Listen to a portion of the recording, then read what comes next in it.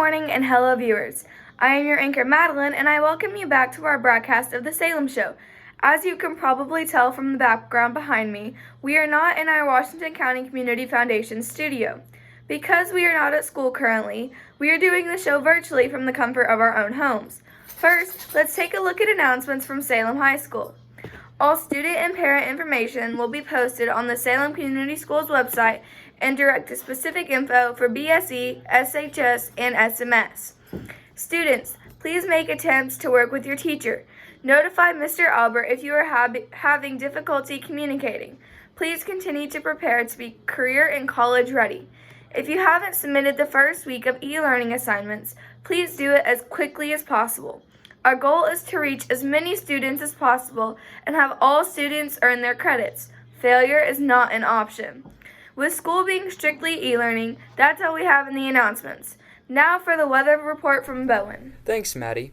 Even though the coronavirus is causing mayhem, at least the weather is getting nicer. Anyways, let's get into this weekend's forecast. Friday through Sunday, it will be partly cloudy with Friday having a high of 67 and a low of 46. Saturday with a high of 70 and a low of 51, and Sunday with a high of 70 and a low of 53. Now with that out of the way, let's take a look at next week. There will be raging thunderstorms throughout the week from Monday through Wednesday, with Monday having a high of 74 and a low of 59, Tuesday with a high of 72 and a low of 63, and Wednesday with a high of 75 and a low of 54. Thursday will be partly cloudy with a high of 60 and a low of 49, and finally, Friday will have morning showers with a high of 63 and a low of 49. With that out of the way, let's get back to Maddie. Thanks, Bowen. Now, normally this segment would be for community news, but since almost all of that news is related to the coronavirus, and I'm sure you've heard it, for now, this segment will be providing some of my favorite encouraging quotes during this crazy time. This week's quote of encouragement is, "Anyone who has never made a mistake has never tried anything new," by Albert Einstein. This quote is one of my all-time favorites.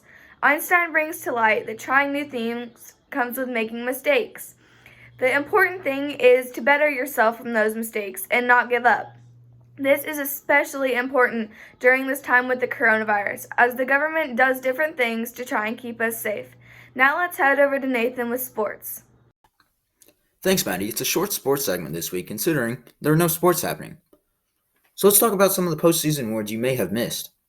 Congratulations to Carly Sweeney, Natalie Knoll, and Abigail Ratz on their invitation to the ICBA/IHSAA Top 100 Showcase June 19, 2020 at Ben Davis High School in Indy.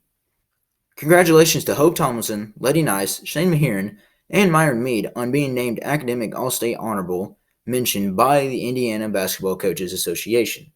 True student athletes. Huge congratulations to our All-State Honorable Mention players. Lady Nice, Hope Tomlinson, Natalie Knoll, Abigail Ratz, and Carly Sweeney. You all deserve it. Congratulations to head coach Jerry Hickey for being awarded the 2019-2020 Bob King Award as Girls Coaches of the Year for District 3. Hickey is honored after directing Salem to a 25-4 season that included championships of the Mid-Southern Conference, Charlestown Sectional, Charlestown Regional, and Jefferson Semi-State en route to a Class 3A state runner-up finish. In 7 seasons with the Lions, his teams are 117-62, with 2 conference titles, 4 sectional trophies, 2 regional crowns, and 1 semi-state title. In 8 seasons as a girls varsity coach, including 1 year at Beaufort, he has a 136-67 record. Hickey is a 1993 graduate of Brashear High School in Missouri, where he competed in basketball, baseball, and track. He is a 2001 graduate of Indiana University and began his teaching career at Brown County High School, serving as a boys basketball assistant coach and varsity baseball coach. He coached the Beaufort girls in 2008 and 2009 before moving to Salem as a boys assistant in 2009-2010. He took over the Salem girls program in 2013 and 2014. The Coach of the Year award is named for the late Bob King, the IBCA executive director from 1984 to 1994. King was a Lebanon native who coached at Sacred Heart and Shortridge High Schools in Indianapolis before serving as an assistant basketball coach at Purdue and later an assistant and associate athletic director at Purdue. We are all living a new reality. This is true for basketball people. The Floyd County Parks and Recreational and 1450 slash 96.1 Big Ten Sports Radio and Hoosier Hills Hoops has staged versatile skills and drills daily program. Here's their press release. Basketball courts and gyms across the country are currently shuttered due to the ongoing COVID-19 pandemic.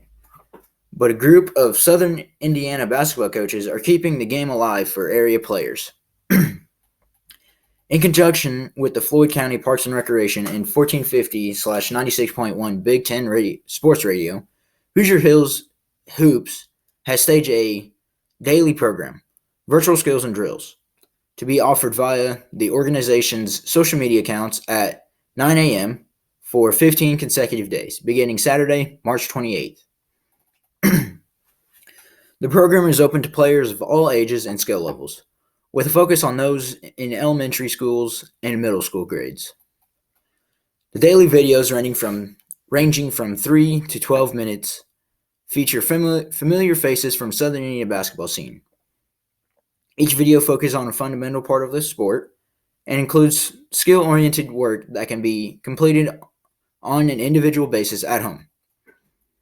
Floyd County Parks and Recreation strongly encourages the public to follow Indiana's stay-at-home order and practice social distancing procedures if you must leave your residence.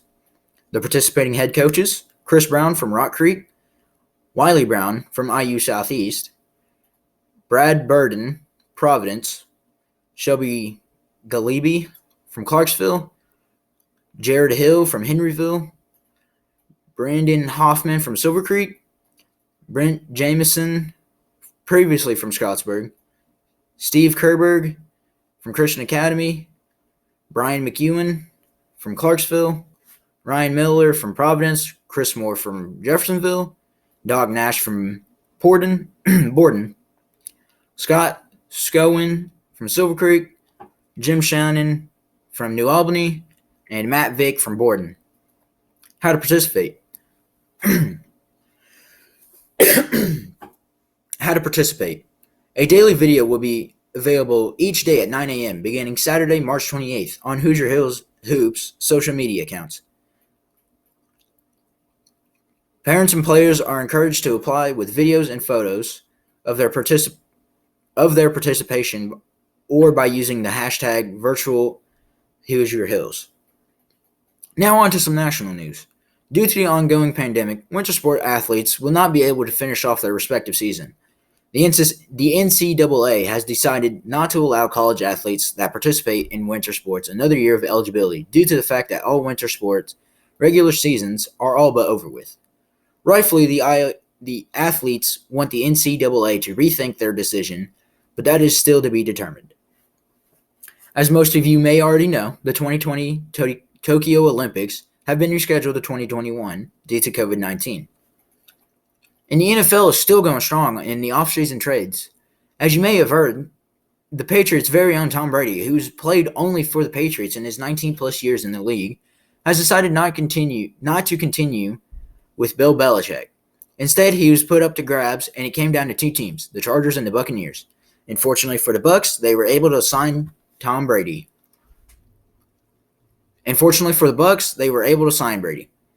Now we finally have a QB that can hopefully throw, and I'm not talking about interceptions, Jameis Winston. Now let's go over to esports. Although typical sports are out of season, the world of esports continues on. In fact, some divisions see COVID-19 as an opportunity to stimulate real-life sports.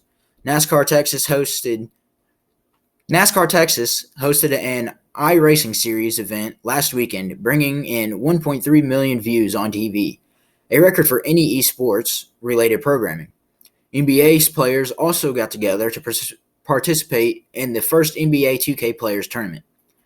Besides general sports being translated into the digital age, content creators have taken the COVID-19 outbreak as a chance to give back to the world.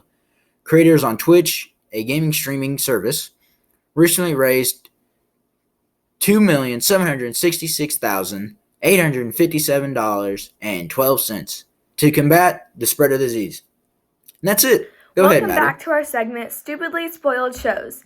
In this segment, I will be spoiling shows that you may or may not have seen. Maybe I have, maybe I haven't either. I guess it will remain a mystery. Warning, this will contain spoilers. Instead of doing a show this week, I'm going to be reviewing a Disney Plus original movie called Stargirl.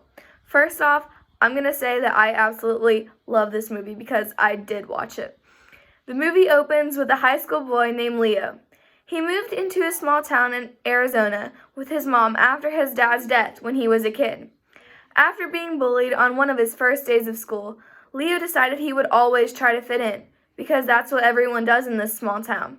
Now, as a high schooler, Leo discovers there is a new girl at his high school, Stargirl. She is quirky, different from everyone else, and intriguing to Leo. By some miracle, Stargirl gets the entire school to have more spirit, and the football team, who had never won a game, starts to win all of their games. Intrigued even more by this mysterious girl, Leo begins to follow her home.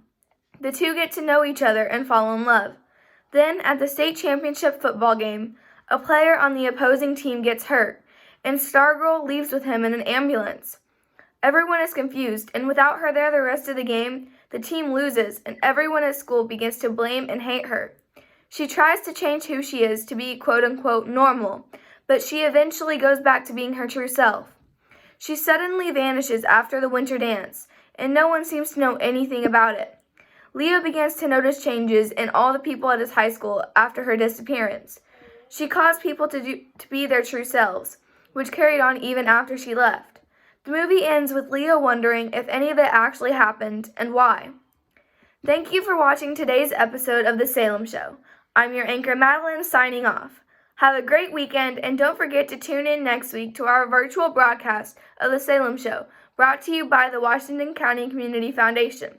Please leave us a comment below about what you thought about the show, or let us know what you would like to hear about in future broadcasts.